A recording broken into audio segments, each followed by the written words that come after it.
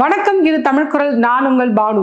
தேர்தல் நெருங்கிட்டு இருக்கு. 2026, அதாவது அடுத்த மே மாசம், கிட்டத்தட்ட கரெக்டா சொல்லணும்னா 11 மாசங்கள் தான் இன்னும் பாக்கி இருக்கு தேர்தலுக்கு. இப்போ தேர்தல் குறித்து நிறைய கருத்து கணிப்புகள் வெளியே வந்துட்டே இருக்கு. திடீர்னு இப்போ பார்த்தோம்னா இவர் இருக்கார் பார்த்தீங்களா, தினத்தந்தியில இருந்தாரு பாண்டே அவர்கள், அவரு சம்பந்தம் இல்லாம ஒரு கருத்து கணிப்பு சொல்லி எல்லாருக்கிட்டையும் வாங்கி கட்டிட்டாரு. ஆனா இப்போ நம்ம சொல்ல போற இந்த கருத்து கணிப்பு யாரோடு அப்படின்னு பார்த்தீங்கன்னா, இந்தியா டுடே நாளிதழுடைய கருத்து கணிப்பு. இந்த கணிப்பை வந்து அவங்க வெளியிட்டிருக்காங்க. அவங்க என்ன சொல்லியிருக்காங்க அப்படின்னு பார்த்தீங்கன்னா, வரப்போற 2026 தேர்தலில் யாருக்கு வெற்றி வாய்ப்பு அதிகமா இருக்கு அப்படின்னு பார்த்தீங்கன்னா, அது திமுகவுக்கு தான் இருக்கு. அதுக்கு காரணம் திமுகவுடைய நலத்திட்டங்கள். அவங்க என்ன சொன்னாங்களோ அதுல பெரும்பான்மை இது வந்து அவங்க செஞ்சுட்டாங்க. இன்னும் 1-2 விட்டு போயிருக்கு. இருந்தாலும் அவங்க சொன்னதுல பெரும்பான்மையான வாக்குறுதிகளை அவங்க நிறைவேற்றியிருக்காங்க. ஸோ அது மட்டும் இல்லாமல் இவங்க இந்த டீலிமிட்டேஷன்ஸ்க்கு இவங்க எடுத்த ஸ்டெப்பாக இருக்கட்டும், இந்தி திணிப்புக்கு எதிராக இவங்க எடுத்த ஸ்டெப்பாக இருக்கட்டும், இதெல்லாம் பார்க்கும்போது பல அதிரடியான வேலைகளில் அவங்க திமுக இறங்கி சம்பவம் செஞ்சதோ, நீங்க முடியாத லெவலில் ஆளுநர் மாதிரி முட்டுக்கட்டாக இருக்கிறவங்கள வந்து இங்கே போராடி பார்த்து உச்சநீதிமன்றத்துக்கு டைரெக்டாக போய் அங்கே வழக்கு போட்டு வாதாடி நீதியை வாங்கிட்டு வந்ததாகட்டும், இதெல்லாம் அவங்களுடைய வெற்றி வாய்ப்புக்கு ஒரு வழியாக இருந்தாலும், இன்னொரு ஸ்ட்ராங் ரீசன் வந்து என்ன அப்படின்னு பார்த்தீங்கன்னா, எதிர்கட்சி பலமாக இல்லை. எப்பவுமே இப்போ ஒரு ஆளுங்கட்சிக்கு இருக்கு அப்படின்னா அந்த ஆளுங்கட்சியை வந்து கீழே இறக்கணும் அப்படின்னா எதிர்கட்சி ஸ்ட்ராங்கானதாக இருக்கணும். எப்படி அதிமுக ஆட்சியில் இருக்கும்போது திமுக ரொம்ப ஒரு ஸ்ட்ராங் கேண்டிடேட்டா இருந்தது பார்த்தீங்களா, அந்த மாதிரி இப்போ திமுக ஆட்சி இருக்கும்போது அதிமுக அவ்வளோ ஒரு ஸ்ட்ராங்கான இதுவாக இல்லை, ஆப்போனண்ட்டாக இல்லை அப்படின்ற தகவல் தான் வருது. ஃபர்ஸ்ட் இதுக்கான ரீசன், அதிமுக ஒரு ஸ்ட்ராங் ஆப்போனண்ட்டாக இல்லாமல் போனதுக்கு முதல் காரணம் அவங்க பாஜக கூட கூட்டணி வச்சது தான். இந்த பாஜக கூட அதிமுகவோட கூட்டணி வச்சதுலேருந்து இரண்டு தரப்புடைய தொண்டர்கள் வந்து ரொம்ப சோர்ந்து போயிருப்பாங்க. குறிப்பாக அதிமுகவுடைய தொண்டர்கள் வந்து ரொம்ப சோர்ந்து போயிருக்காங்க. ஏற்கனவே இந்த கூட்டணி வச்சு நம்ம விளங்காமல் போயிட்டோம், தோல்வியாகவே இருக்கு, இன்னும் மறுபடியும் ஏன் வந்து பாஜக கூட இவங்க கூட்டணி வச்சுட்டு இருக்காங்க அப்படின்ற ஒரு சோர்வும், மிரட்டப்பட்டு எடப்பாடி அவர்கள் வந்து இந்த கூட்டணியில் சேர்ந்திருக்காரு, அப்போ இவர் எப்படி ஒரு ஆளுமையா இருக்க போறாரு, இவரை நம்பி எப்படி ஓட்டு போடுறது அப்படின்னு மக்கள் மத்தியில் இருக்க ஒரு குழப்பம்.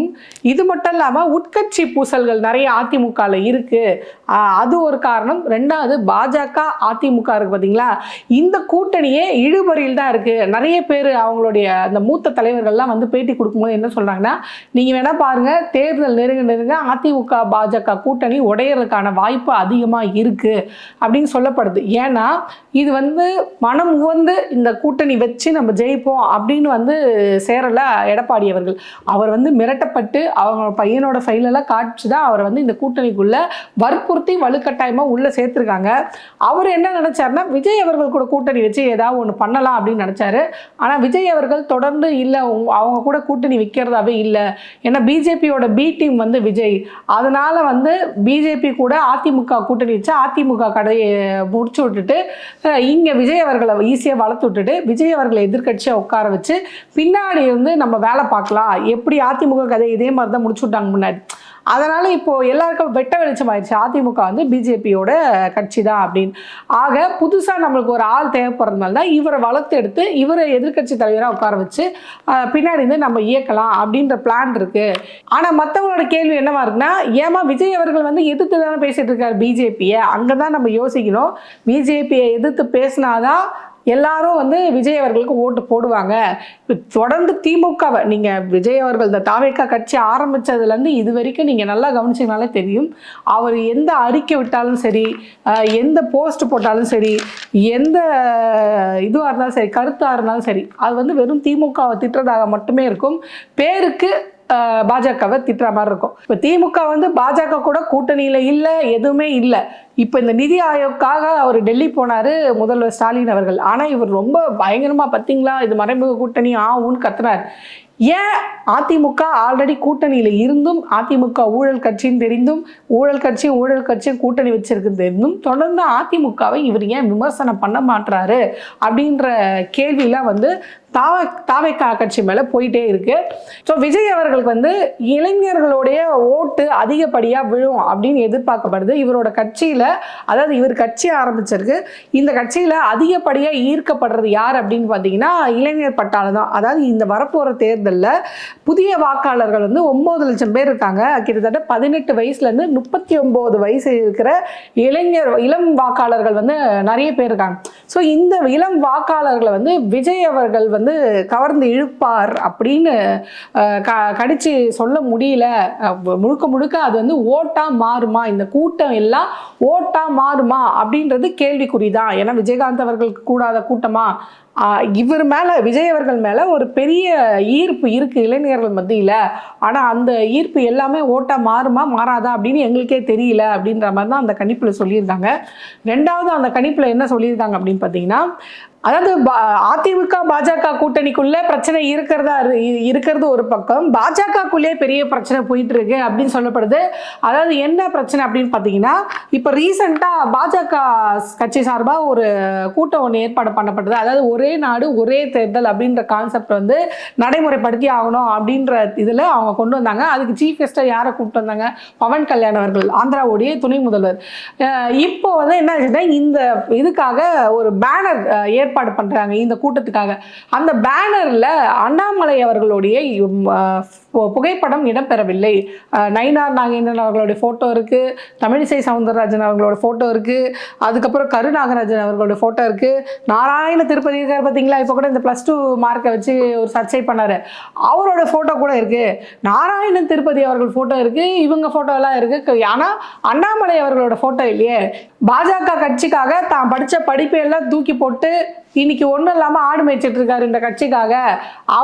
அவர் வந்து பண்ண தியாகங்கள் அதிகம். இந்த கட்சி அவர் இல்லைன்னா தமிழ்நாட்டில் இவ்வளோ தூரம் வளர்ந்துருக்காது. எவ்வளோ பெரிய படையை கட்டியிருக்காரு பாஜகக்காக தமிழ்நாட்டில்.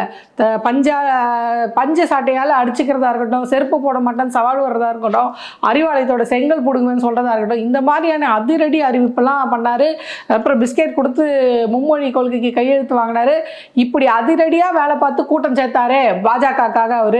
அவர் போட்டோ இல்லாமல் நீங்கள் வந்து எப்படி ஒரு பேனர் அடிப்பீங்க? நாளைக்கு தேர்தலில் யார் முகத்தை காமிச்சு நீங்கள் வந்து போய் ஓட்டு கேட்பீங்க? அண்ணாமலை அவர்களுடைய முகம் இல்லாமல் நீங்கள் வந்து ஓட்டு கேட்டு தமிழ்நாட்டுக்குள்ளே போக முடியாது அப்படின்னு அண்ணாமலை அவர்களுடைய ஆதரவாளர்கள் அவங்களுடைய சோஷியல் மீடியாவில் தன்னோட கருத்துக்களை பதிவிட்டுட்டு வராங்க. இது பாஜகக்குள்ள பெரிய சர்ச்சையாக போயிட்டு இருக்கு. அந்த மாநில தலைவர் பதவியிலேருந்து இறக்குனதே போதும் அப்படின்னு அவரை வந்து சுத்தமாக மதிக்கிறது இல்லை. அதனால இப்போ இந்த டீம் 2ஆக பிரியுது. அண்ணாமலை அவர்கள் டீமு, இன்னொன்று வந்து நயினார் நாகேந்திரன் அவர்கள் டீமுன்னு 2ஆக பிரியுது. அதனால பாஜக கட்சியே வந்து ஸ்ட்ராங்காக இல்லை. அதனால தான் நயினார் நாகேந்திரன் அவர்கள் என்ன பண்ணுறாருன்னா, எல்லாரையும் கூப்பிட்டு இந்த வார் ரூம் அப்படின்ற அரசியலும் இது பாஜகக்குள்ளே இருக்கக்கூடாது. இந்த ஒருத்தரை மாற்றி ஒருத்தர் வந்து அடிச்சுக்கிறது, ஒரு டீமாக பிரியுது, 2ஆக உடையிறது, 3ஆக உடையிறதுலாம் இருக்கக்கூடாது. நம்ம ஜெயிக்க போகிறதே 1, 2 தான். அதுவும் இன்னும் தெரியல ஜெயிப்போமா இல்லையான்னு. அதுக்குள்ளே ஏன் இப்படி அடிச்சுக்கிறீங்க அப்படின்னு அவங்க கட்சி தொண்டருக்கே அவங்க அட்வைஸ் பண்ணுற அளவுக்கு இருக்குது பாஜகவுடைய நிலைமை. ஸோ இங்கே அதிமுகவோட நிலைமை என்னன்னு நம்ம 4 நாள் பார்த்துட்டு தான் இருக்கோம். அவர் வந்து விஜயோட ஸ்டைலில் அப்படியே காப்பி அடிச்சுட்டு இருக்காரு எடப்பாடி அவர்கள். அவர் வந்து எப்படி விஜய் வந்து கண்ணை மூடிட்டு திமுகவை திட்டிகிட்டு இருக்காரு பார்த்தீங்களா, அந்த மாதிரி இவர் வந்து திமுக வந்து திட்டிகிட்டே இருக்கிறது, விமர்சனம் பண்ணிகிட்டே இருக்காரு. அது பதில் விமர்சனமும் ஸ்டாலின் அவர்கள் செஞ்சுட்டு தான் இருக்காங்க. ஸோ தேர்தல் நெருங்குது, இதெல்லாம் சகஜம்தான். நம்ம இதை விட பல இதெல்லாம் நம்ம வந்து தேர்தல் நெருங்க நம்ம பார்த்துட்டு தான் இருப்போம்.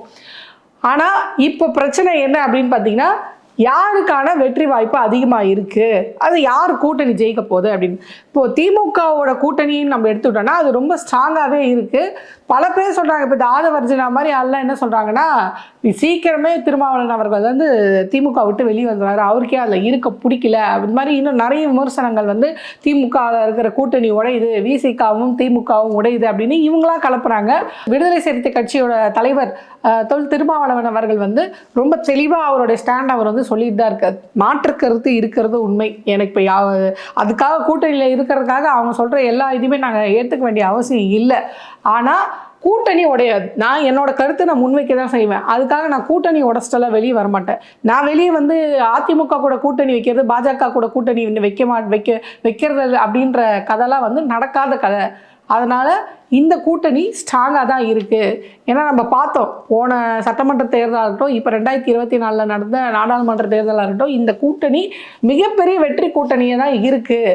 ஆக இந்த வெற்றி கூட்டணி 2026 வந்து சந்திக்கும் போது அது ஜெயிக்கிற இடத்துல தான் இருக்காங்க.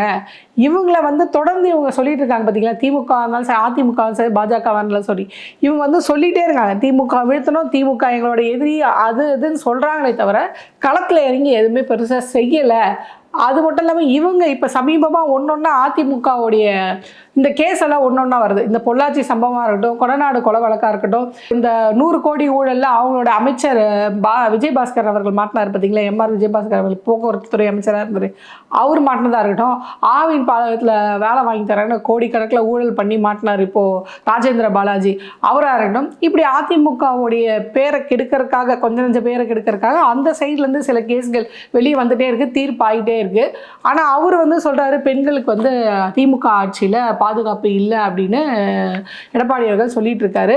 ஸோ இதெல்லாம் இப்படி அதாவது முக்கோணமாக போயிட்டு இருக்கு. இப்போ திமுகவா, அதிமுக பாஜக கூட்டணியா, இந்த பக்கம் வந்து தாவேகாவா அப்படின்னு இதில் ஒருத்தர் வந்து நடுவில் காமெடி பண்ணிட்டு இருக்கு. அவர் வேறு யாரும் இல்லை, நாம் தமிழர் கட்சியோட தலைவர் சீமான் அவர்கள் தான். அவர் என்ன சொல்றாருன்னா, கூட்டணிலாம் நான் வைக்க மாட்டேன், கூட்டணி வைக்கிறதுக்கு அந்த கட்சியிலே போய் நம்ம சேர்ந்துடலாமே, அது எதுக்கு கூட்டணி அதெல்லாம் வச்சுட்டு, ஒரு கட்சி எனக்காக உள்ற ஓட்டு எனக்கு விழதான் செய்யும், இவங்களை தேர்ந்தெடுத்தா அடுத்து நம்மளுடைய நாட்டோடைய நிலைமை மாறும், மாநிலத்தோடைய நிலைமை மாறும், நம்மளுக்கு நல்லது நடக்கும்னு மக்கள் யார் நினைக்கிறாங்களோ அவங்களுக்கு தான் வந்து ஓட்டு போய் விழுப்போகுது. அதுக்காக நான் போய் எந்த கட்சியோட கூட்டணி வச்சாலும் அந்த இது அவர் சொல்கிறது சரிதானே. ஏன்னா மக்கள் யாரும் சீமானை நினைக்க போகிறது இல்லை. திமுக அதிமுகன்னு போட்டி போயிட்டு இருக்கு, அதனால் அவங்கள பற்றி மக்கள் யோசிப்பாங்க, அதனால் அவங்களாம் கூட்டணி பற்றி யோசிப்பாங்க. இவருக்கு தான் அந்த பிரச்சனையே இல்லைல்ல, மக்கள் ஏன் அவரை பற்றி யோசிப்பாங்க. அதனால இவர் எதுக்கு வேஸ்ட்டாக நான் போய் கூட்டணிலாம் வச்சு இது எப்படி தோக்க பிறந்து இருந்து போச்சு, இதுக்கு எதுக்கு கூட்டணி, நான் வரேன்னு சொல்லி ஏமாற்றி பெட்டியாவது வாங்குற வழியை பார்ப்போம், அதனால் நான் யார் கூட கூட்டணியில் தனிச்சு தான் நிற்பேன் அப்படின்னு அவர் வந்து ஒரு அறிக்கை விடுறாரு. இன்னும் என்ன அப்படி சொல்கிறாரு பார்த்தீங்கன்னா, விஜய் அவர்களுடைய தாவேகா கட்சியாக இருந்தாலும் சரி, சீமான் அவர்களுடைய நாம் தமிழர் கட்சியாக இருந்தாலும் சரி, ஓட்டை பிரித்து எடுக்கும், அதை வேணால் கண்டிப்பாக செய்யும். ஏன்னா சீமானவர்களுடைய கட்சியை பற்றி எனக்கு பெருசாக தெரியல, ஆனால் தாவேகா பெரிய தாக்கத்தை அந்த இடத்துல ஏற்படுத்தும். எதிராக இந்த ஓட்டை உடைக்குது பார்த்தீங்களா, இந்த இடத்துல தாவேகா ஒரு பெரிய வேலையை செய்யும். ஏன்னா இந்த பாஜக அதிமுக கூட்டணி அதிருப்தியாளர்கள், திமுக அதிருப்தியாளர்கள், சீமானை இனி நம்பி ஏமாற விரும்பாத அதிருப்தியாளர்கள், இவங்களாம் எங்கே போவாங்க அப்படின்னு பார்த்தீங்கன்னா விஜய் அவர்களுடைய தாவேகா கட்சிக்கு தான் அவங்களுடைய ஓட்டுகள் போய் விழும். இது ஜெயிக்குமா ஜெயிக்காதா அப்படின்ற கேள்வி ஒரு பக்கம் இருந்தாலும் கண்டிப்பாக ஓட்டுகள் பிரியறதுக்கான வேலை நிறைய நடக்கும். ஸோ இந்த ஓட்டுகள் இப்போ இவர் தனிச்சு நிற்கிறாருன்னு சொல்கிறாங்க பார்த்தீங்களா, விஜய் அவர்கள் தனிச்சு நிற்கிறாருன்னு சொல்கிறாங்க பார்த்தீங்களா, இந்த தனிச்சு நிற்கிறது திமுகவுக்கு தலைவலியோ இல்லையோ கண்டிப்பாக பாஜக கூட்டணிக்கு, அதாவது பாஜக அதிமுகவுடைய இந்த கூட்டணிக்கு மிகப்பெரிய தலைவலியாக தான் இருக்குது, பாதகமாக தான் இருக்குது. ஏன்னா இன்னைக்கு யாருமே என்னைக்கு அதிமுக பாஜக கூட கூட்டணி வச்சதோ அப்போவே எல்லாரும் என்ன முடிவு பண்ணிட்டாங்கன்னா, இனி இதுக்கு ஓட்டு போட்டாலும் அதுதான், அதுக்கு ஓட்டு போட்டாலும் இதுதான், அதிமுக போடுறதுக்கு நம்ம டைரெக்டாக பாஜகவுக்கே போட்டுடலாம் அப்படின்ற மனநிலையில் இருக்காங்க. ஸோ பாஜகவுக்கு ஓட்டு போடுறது தமிழ்நாட்டில் பெரும் பகுதி மக்கள் வந்து விரும்பலை. ஸோ அதனால தான் தாவேகாவுக்கு அந்த ஓட்டு உடஞ்சி அந்த பக்கம் போகிறதுக்கான வாய்ப்பு அதிகமாக இருக்குது. ஸோ தாவேகா இப்படி ஒரு கேம் சேஞ்சராக இருப்பாங்க. ஸோ இப்போ பிளான் வந்து இப்படி தான் போகுது. ஏண்டி அப்படின்னா திமுக, அதிமுக, பாஜக, தாவேகா. ஸோ தாவேகா இதுதான் ஃபஸ்ட்டு டைம் தேர்தலை சந்திக்கிறாங்க. அதனால் அவங்களுக்கு பெரிய அளவில் ஜெயிக்கிறதுக்கான வாய்ப்பு கிடையாது, ஆனால் ஒரு தாக்கத்தை ஏற்படுத்துவாங்க. அதிமுகவும் பாஜகவும் வந்து கூட்டணியில் ஒரு ஸ்ட்ராங் ஆப்போனண்ட்டாக இல்லாதனால இந்த ரெண்டு இதுவுமே வீக்காக இருக்கிறதுனால வேறு வழி இல்லாமல் திமுக ஜெயிக்கிறதுக்கான வாய்ப்புகள் நிறைய இருக்குது. அவங்களோட நலத்திட்டங்களும் நிறைய இருக்குது. இப்போ மகளிர் விடியல் பயணம், மகளிர் உரிமை தொகை, நான் முதல்வன் திட்டம், இல்லம் தேடி கல்வி, மக்களை தேடி மருந்தகம், இப்படி நிறைய மக்களுக்கு பயன் பெற அளவுக்கு மாணவிகளுடைய கல்வியிலையும் வந்து இவங்க ரொம்ப தூரம் ஒரு கான்சென்ட்ரேட் பண்ணுற மாதிரி தான் இருக்குது. இப்போ ரீசெண்டாக சொல்லணும்னா, உங்களோட நிதியே இல்லைனாலும் பரவாயில்ல, உங்களுடைய நிதியை வாங்கி எங்களோட பசங்களுக்கு நான் 3வது 5வது 8வது பப்ளிக் எக்ஸாம் வைக்க வேண்டிய நிலைமை எங்களுக்கு இல்லை அப்படின்னு ரொம்ப ஸ்ட்ராங்காக பசங்களுடைய மைண்ட் ப்ரெஷரை மைண்டில் வச்சு பட்ஜெட்டுக்காக அடி பண்ணியாமல் மாணவர்களுக்காக திமுக நின்றதும் வந்து ஒரு பெரிய தாக்கத்தை மாணவர்களிடத்த ஏற்படுத்தி இருக்கு அப்படின்னு தான் சொல்லப்படுது. ஸோ இப்போ எல்லாருமே வந்து கடகடன் தேர்தல் வேலையில் இறங்கிட்டு இருக்காங்க. ஸோ என்னென்ன தொகுதியில் என்னென்ன பிரச்சனை இருக்குது, மக்களுடைய கோரிக்கை என்னவா இருக்குது, யார் யார் எந்தெந்த இடத்துல நிறுத்தினா யார் யார் ஜெயிப்பாங்க, ஸோ எந்தெந்த கட்சி அமைப்புகளுடைய மற்ற கட்சி இருக்கு பார்த்தீங்களா, இந்த கட்சிகளுடைய முக்கிய புள்ளிகள் யார் யார், ஸோ மாவட்ட வாரியாக அலுவலக தலைவர்களை நியமிக்கிறது, இப்படி தொகுதி பிரச்சனை, இப்படி எல்லாத்தையும் வந்து கிட்டத்தட்ட 234 சட்டமன்ற தொகுதியிலையும் அந்தந்த கட்சி அவங்கவுங்க ஸ்ட்ராங்காக இருக்காங்க வேலை செஞ்சுட்டு இருக்காங்க. ஸோ தேர்தல் நெருங்க இன்னும் என்ன மாதிரியான கருத்து கணிப்பெல்லாம் வெளியே வரப்போது, களம் மாறுமா மாறாதா, இதே கூட்டணி மெயின்டைன் ஆகுமா, இல்லை பாஜகவுடைய இடுப்பறி கூட்டணி வந்து ஸ்ட்ராங்காக நின்று தேர்தலை சந்திக்குமா அப்படின்னு பல கேள்விகள் ஓடிட்டு இருக்கு. இதெல்லாம் நம்ம பொறுத்திருந்து தான் பார்க்கணும்.